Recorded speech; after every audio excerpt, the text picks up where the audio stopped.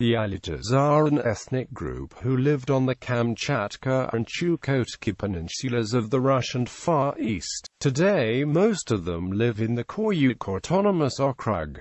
The name also occurs as Olyutorka, a settlement where many of the Alyutors used to live. There is no precise data on the number of Alyutors, but it is estimated that there are approximately 2,000 to 3,000 of them living in Russia nowadays. Language. Alyutors spoke the Alyutor language, which belongs to the Chukotka-Kamchatkan language family. However, less than 10% of the Alyutors still speak it. Today, many Russian experts believe it to be a separate language, though it was previously considered a dialect of the Koryak language. History. The Alyutors are mentioned in the very first chronicles about the Russian colonization of Kamchatka. In 1697, the Russian Cossacks imposed taxes on the Alyutors, who would show armed resistance in the next few years. After the suppression of the 1751 uprising, the number of the Alyutors significantly decreased. Also, they were constantly under attack from the Chukchis, who often confiscated the reindeer herds. In the late 18th century, the Alyutors were an isolated and secluded group of people, which helped them to avoid the smallpox epidemics almost unharmed.